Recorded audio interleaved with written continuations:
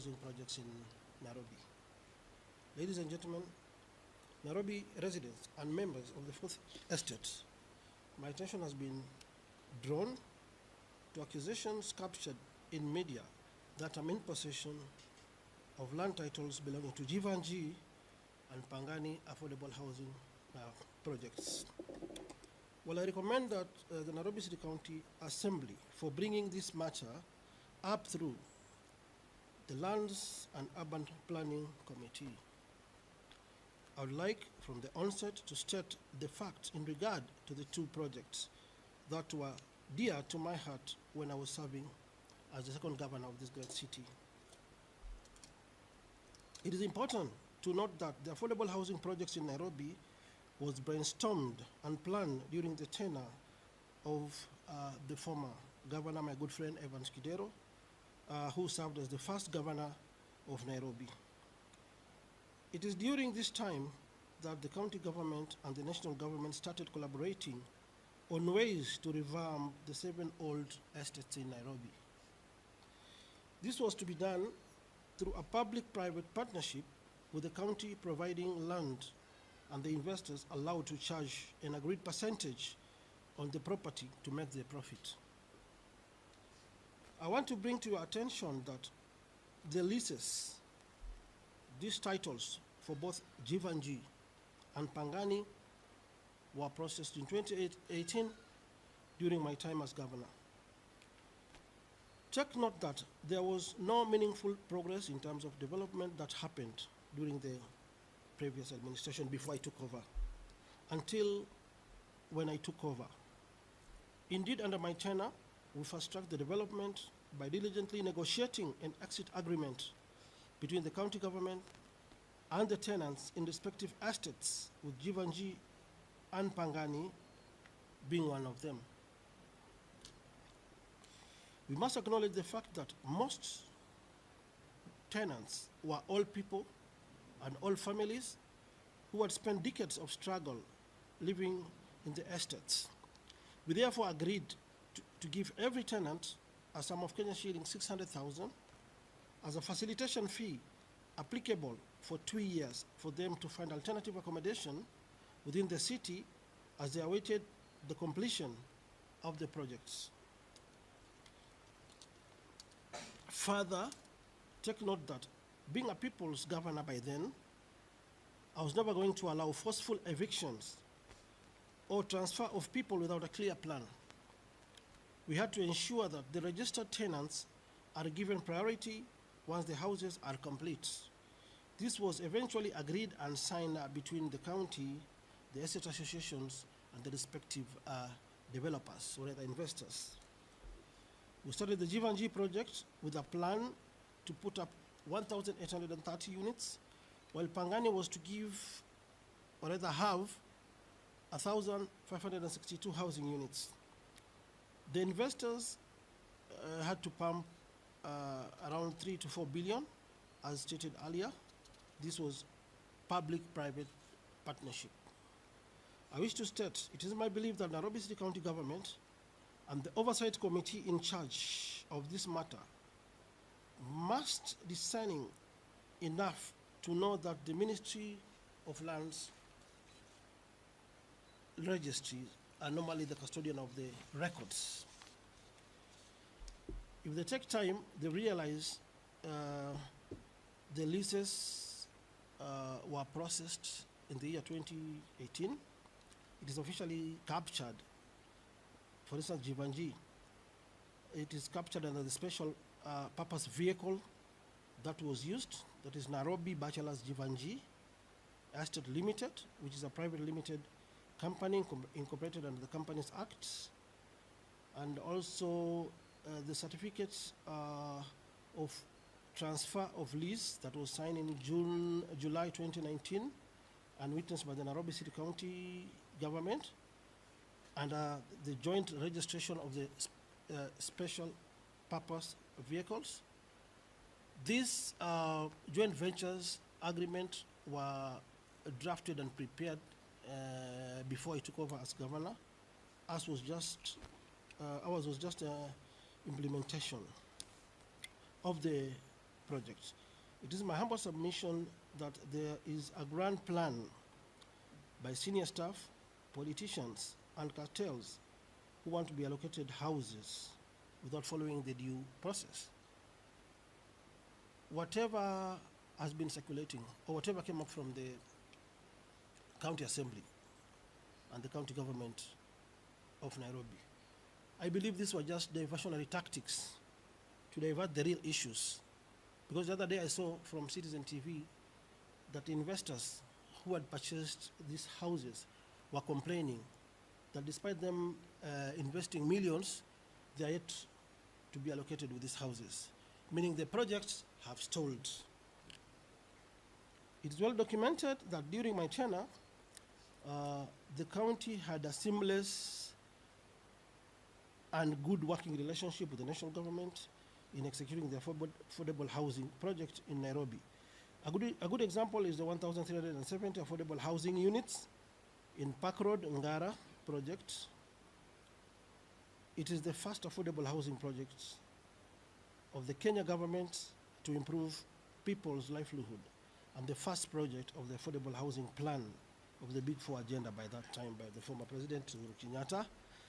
It is here that our legendary athlete mkimbiaji Faith Kipyegon, who was gifted a spacious house by the current president.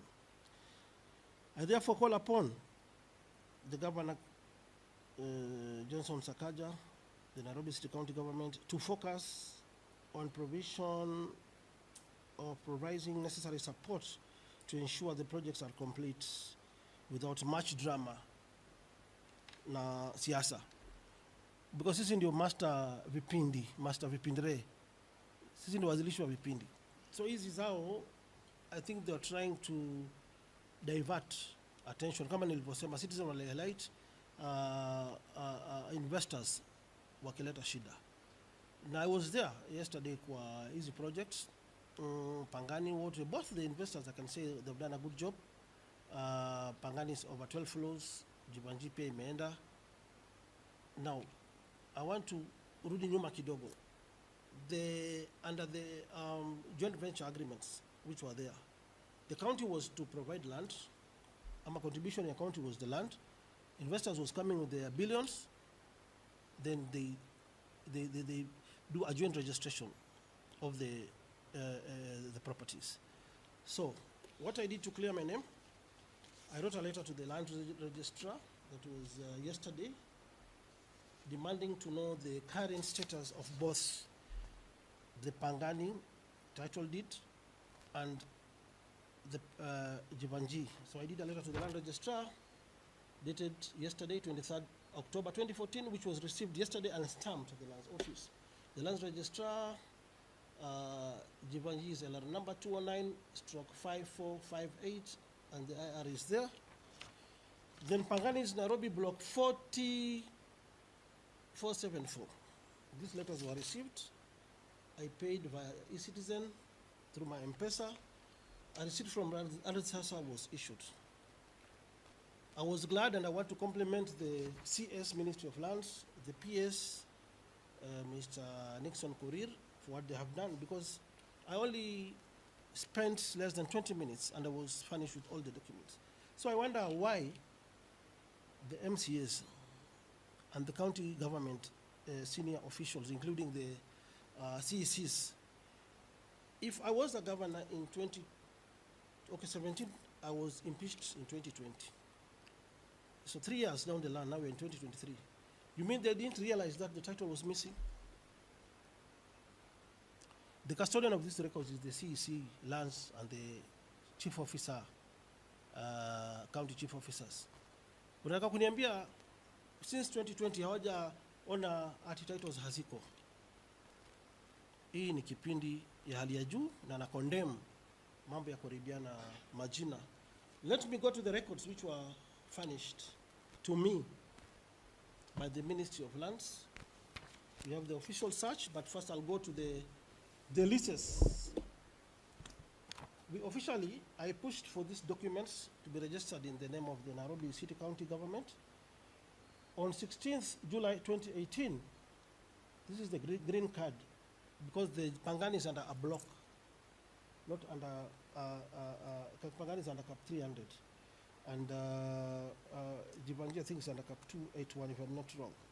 So the list for Pangani, we have certified copies of the green card. 16th July 2018, Nairobi City County became the owner from the national government. And then lease was registered on the 20th September 2018 under a special purpose vehicle going by the name of Nairobi Pangani Estate Limited.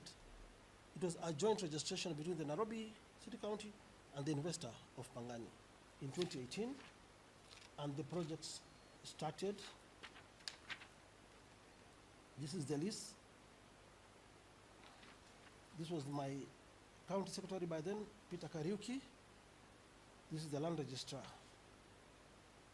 So the property was officially transferred to the county in 2018. This is Pangani. You go to Jivanji, the same thing. This is the list. This is my county secretary. To make the matters worse, this is S.G. Mwangi, who was the chief officer by then and the custodian of these titles. So we got our list for Jivanji on 2nd August 2018. Single name of Nairobi City County for the both properties. So in 2019, the special purpose vehicle for Pangani was registered jointly between the land, between the county government of Nairobi as the owners of the land and the investor. This was booked on July 25th, 2019.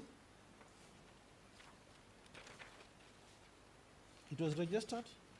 My county secretary by then was Pauline Kahiga. The chief officer is the same guy who is now the CEC Lands, S.G. Mwangi. And he also, I think his name is appearing on the transfer, yes. Chief Officer Lands. In fact, he executed on behalf of Nairobi County and the county secretary.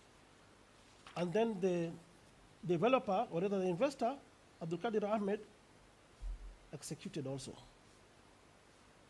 So this was joint ownership between the investor and the county government of Nairobi. The same also for Jivanji and for Pangani.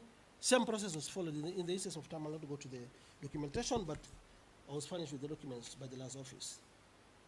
Now, to make the matters worse, this same S.G. Mwangi, who was the SG, who was the chief officer by then, equivalent to a PS in the national government, is the accounting officer. He's the one who took the title deed.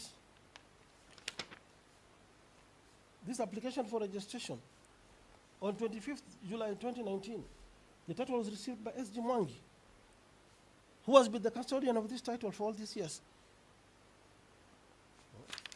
So I'll furnish you with all these documents so that mtu asiwakimbishe kotini.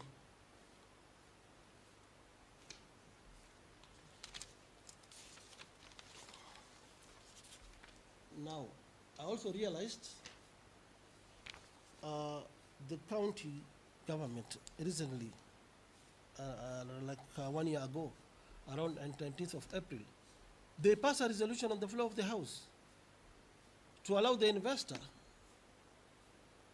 to use the title to go and charge so that they can get funds. This was passed around 19th April 2023. I got it from the county assembly website. It was moved by the Honorable Peter Imwatok, who is the majority leader, and seconded by my good friend Anthony Kiragu, who is the minority leader. Now, I think there is something wrong, and I want to tell Governor Sakaja. I think your CECs or your cabinet, they need to go for refresher courses or refresher classes or induction classes. And I don't mind unaanza kuwaleta hapa niwafundishe hapa vile sheria ya mashamba inafanywa. because mulifanya inventory when you took over, yeah, you should know the kind of properties the county government owns. You should have asked for all these title deeds instead of playing politics with my name. That is what we normally do. Because when I took over from Kidero, I got all these documents. I was in a position to identify these are the county properties, these are not the county properties. So I want to challenge ninyi cabinet mwache kuangusha governor. Sote tunafanyia wananchi wa Nairobi kazi, whether I'm in office or not. Hii ni project ambayo nilianzisha and I'll follow it to the mpaka mwisho. Now, after this resolution was passed, and after I wrote to the lands office, I'm not the originator of these documents. They were furnished by the Ministry of Lands. Mtaka kuniambia hakuna MCA. Wakati title limepotea angeenda tu hapa Ardhi House kufanya search. Kujua where is the title. Or any minister from the county to go and conduct a search. Kujua mahali hizi documents ziko. But mkaona tu Sonko ni mwizi, ndio ameiba hizi documents. I want to prove you wrong and shame on you, all of you. This is the official search. You guys went and charged the property. Ile mnasema Sonko ameiba. The title is with the National Bank of Kenya. You charged it for 1.9 billion Kenya shillings. The charge was registered on 29th May 2023. Was Sonko the governor during this time? This was 3 years after my impeachment. So mwache vipindi mingi za pesa nane. Stop misleading Kenyans. Do your work. Complete the projects. Mmechukua pesa wenyewe. Wapeni watu nyumba. Stop letting the governor down. Shame on you, all of you. And if you don't apologize, ni bahati mulikuwa kwa bunge, sina right ya kuwasu. But this is how people work. So stop tarnishing my good name, and even if I'm a nobody, I'll do a thorough follow-up and ensure wale maskini, kina freedom fighters, mzee Kahengeri na wengine, wale niliwapea kila mtu 600,000. Tukawa promise, phase 1, they'll own those houses. I will ensure they own those houses. I know mnataka kujipatia manyumba na mabibi zenu. That one will never happen. Mnazona Sonko ni mjinga, but I still have got the political muscles of fighting on behalf of the poor. So msiona mmepata chance ya kudhulumu wanyonge. Wananchi walifanya demonstration, wanataka nyumba zao. Deal with the real issues. So many project iko stalled. Tunajua there was COVID. Yeah? Kenyans will understand. Instead of tarnishing my good name. I'll never allow that to happen. Kwa hivyo title deed wa Kenya, iko National Bank of Kenya, the investor and the county, under the joint registration of the special purpose vehicle, that is Bachelor's Jivanji Estate. Title ilipelekwa National Bank, ikachajiwa as per the land registrar's search, na wakachukua 1.9 billion Kenya shillings from last year, May 2023. So mko na pesa ya investors, mko na pesa ya tenants, na mko na pesa ya National Bank. Finish the project. Peni wa Kenya manyumba zao, wacheni kutumia jina ya Sonko. Kwani Sonko amewafanya nini? Nimelala na bibi ya mtu hapo county. Toeni majina yangu kwa mdomo wenu. Shame on you again. So that is what I wish to state for now.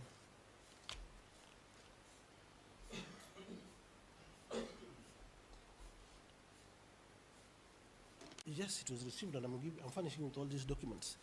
The daily